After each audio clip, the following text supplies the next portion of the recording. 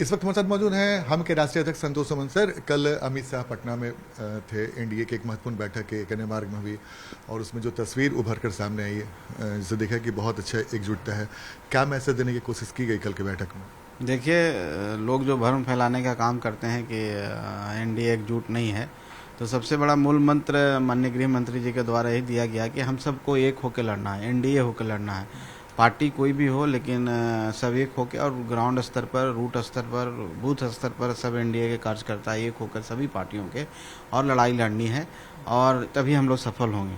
तो हम लोग को मंत्र मिला है, उनके आने से एक ऊर्जा मिली है और वो ऊर्जा निश्चित तौर पर चुनाव में फ़ायदेमंद होगी। और कार्यकर्ताओं भी जितने भी थे कार्यकर्ता हमारे, उनके कार्यक्रम से, उनके आने से उत्साहित हुए हैं और ये उत्साह निश्चित तौर पर हम लोग के लिए लाभदायक साबित होगा और आने वाला चुनाव में हम लोग 25 में अच्छी संख्या से जीत के आएंगे। हम लोग का जो टारगेट है उससे कहीं ज़्यादा से जीत के आएंगे। सर, कल जब बैठक शुरू हुई तो क्या माहौल था, किस तरह का माहौल था और क्या कुछ बातें हुई, कुछ दिलचस्प बात बताइए। देखिए, एक पारिवारिक माहौल था।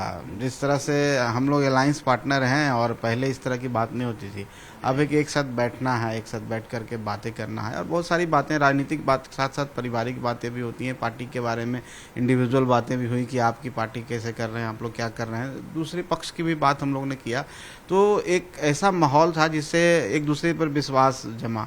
और मीडिया में जो इस तरह की बातें आती हैं कि उनसे नाराज़ है, तो इसको पाटने की कोशिश किया और एक कटसी हम समझते हैं कि मीटिंग था और एक अच्छा मीटिंग था। माननीय मुख्यमंत्री जी को धन्यवाद देते हैं कि उन्होंने सबको एक साथ बैठाने का काम किया और सभी लोग आए, आप देखे ही थे।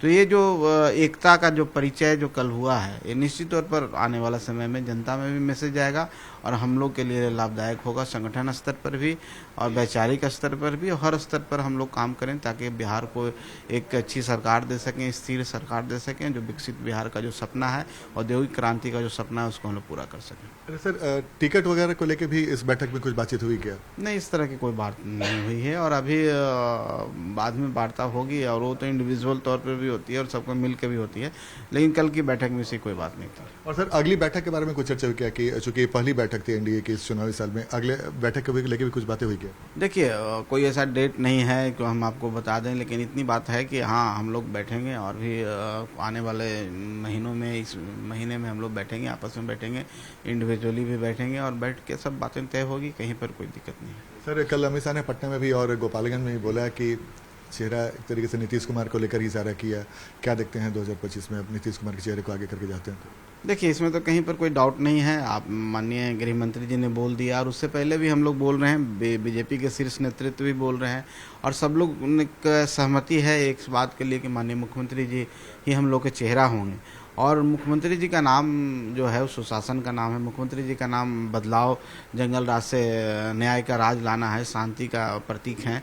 और बिहार में जितने विकास हुए हैं, जितने तेज़ी से विकास इनके रीजन में हुआ है, हम समझते हैं कि कभी नहीं हुआ था। और जिस तरह से इंफ्रास्ट्रक्चर, तो बिहार की जनता उन पर विश्वास रखती है और उनके विश्वास के बल पर ही हमारे सरकार के अभी मुखिया हैं, हमारे गठबंधन के मुखिया हैं।